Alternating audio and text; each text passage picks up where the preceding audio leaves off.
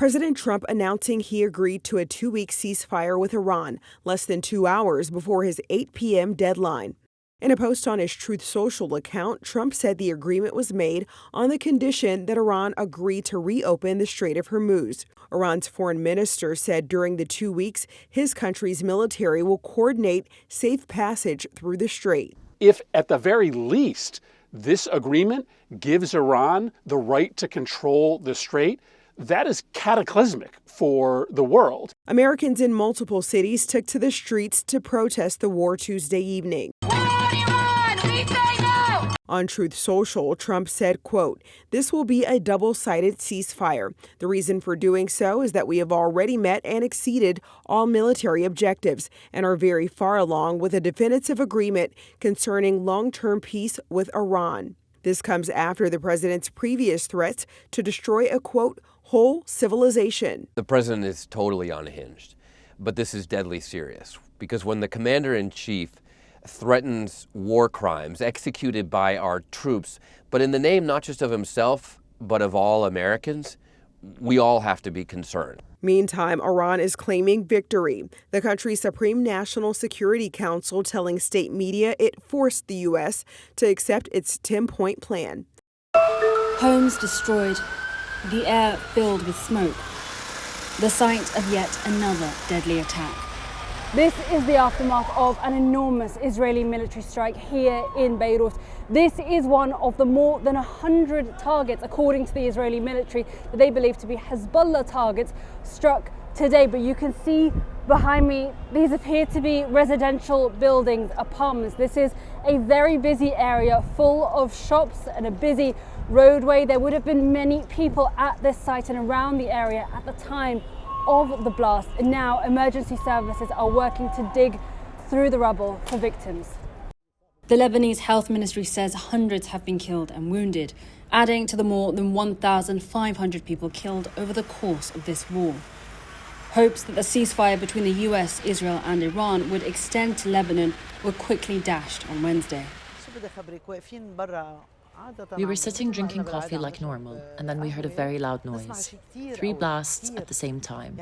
And then we saw the smoke, but we couldn't tell where it was coming from.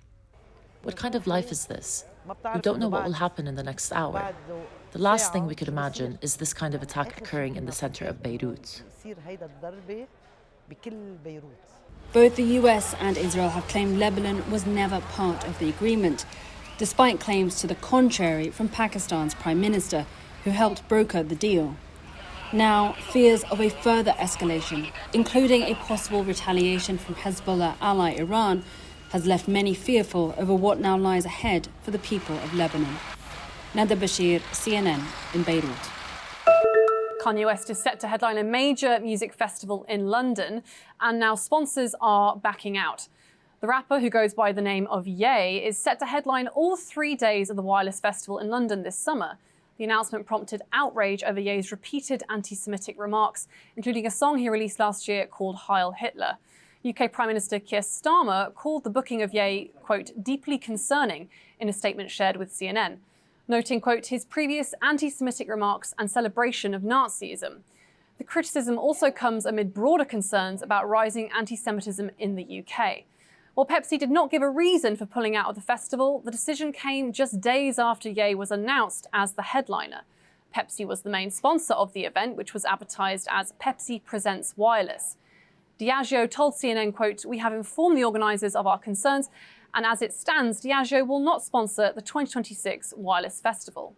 Ye apologised for his anti-Semitic remarks earlier this year and said his bipolar disorder contributed to a manic episode. CNN has reached out to Wireless and other partners for comment. Era el cumpleaños 29 de Nelfis y Sánchez, quien acudió junto a su esposo, el ex pelotero de Grandes Ligas Tony Blanco, a celebrarlo en la discoteca Jet Set, sin saber que el mismo día que nació moriría. Hoy, 365 días después, su madre, Juanita Brea, volvió al lugar junto a un mariachi para conmemorar el que sería el 30º aniversario de su hija. Ella no se me ha quitado del lado nunca, siempre está ahí, siempre. Yo le digo, déjate ver, Nelfis, que yo sé que tú estás aquí conmigo. Ella me llama, todo a salir. Ella me llama, mami, alístate que nos vamos. Mami, alista el niño que nos vamos. Ella nunca ha dejado de estar ahí. Si en otro país ese hombre había encantado cárcel por pila, pero es lamentable, estamos en Dominicana. Nelfesis y su esposo Tony Blanco fueron parte de las 236 víctimas mortales que quedaron bajo escombros en la discoteca Jet Set la madrugada de aquel fatídico 8 de abril en medio de la fiesta amenizada por el también fallecido Ruby Pérez. La tragedia enlutó a todo el país al pasar en solo minutos de alegría y fiesta a sangre, heridas y muertes. Habiendo todas las pruebas necesarias para tomar justicia y para hacer justicia, ni así este país hace justicia porque somos huérfanos, pero Dios se encargará. A esos niños que perdieron sus padres, que perdieron sus abuelos, a esas madres, a esos padres que perdieron sus hijos, aquí, ¿quién le va a devolver esa paz? ¿Quién le va a devolver esa tranquilidad? Amparado en un bastón, también volvió al lugar Cristian Márquez, quien ha quedado con secuelas permanentes por los golpes recibidos esa noche. Pero luego de esos golpes, recibió otra embestida que fue la oferta de una indemnización por parte de la familia Espaillat, que asegura está muy por debajo de lo que él ha gastado. Todo el mundo sabe que ella andaba con una propuesta de $500,000 de pesos. Y honestamente, a los 3 meses del accidente ya yo llevaba casi 3 millones de pesos gastados solamente en medicamentos. Nosotros dijimos que no por el dinero, sino porque eso no era ni un 10% de lo que ya se había gastado. Márquez, que en la fatídica tragedia salvó su vida de milagro junto a 6 compañeros, afirmó que en principio no tenía intenciones de demandar, pero lo hizo porque entiende que debe haber justicia por familias de víctimas que dejaron hasta 3 hijos desamparados. Los parientes de las víctimas que han acudido en la víspera a este lugar esperan que la justicia agilice y tenga resultados lo antes posible.